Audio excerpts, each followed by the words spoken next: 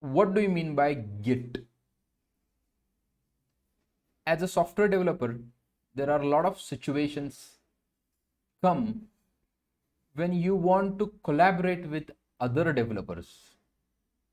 Consider that you are here and another developer is in the US, one is in the UK, and another is in Russia. And these are developers who are building some ERP solution and they want to collaborate with each other. Just try to imagine this guy would be working on front end. We can say this guy is working on front end. This guy is working on back end.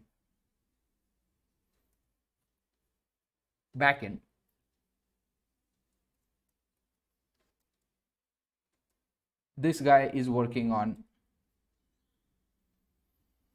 database, and this guy is security.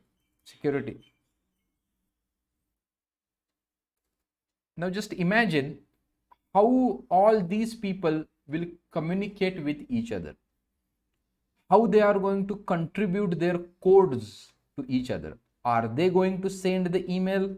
Bad option. Are they going to WhatsApp the files to each other? Bad option.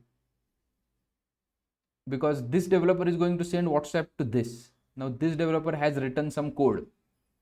Now what this developer has to do, this code plus this code, he or she needs to integrate that code and send it to the next developer. Also this developer needs to send back to the combined copy to this front end developer, which will create a problem. This is not that easy. Sending the files over email or the WhatsApp will not work. So we need some software in place which should keep the track what changes this front end developer have made, what changes this back end developer have made, and we need to track those changes. Whenever back end developer is going to integrate front end and back end code together, it should be facilitate over there in such a way that I can extract only front end code, I can extract only back end code, which means that we need to create the versions of different codes. And that's why such systems are called as VCS, version control system. So what I said, VCS, what I said, we need to keep a track what the front end developer have done and what the back end developer have done. We need to keep a track of all those things. And back end developer is going to merge the front end code, or front end developer is going to merge the back end code. Then database engineer will merge front end, back end, all the codes together.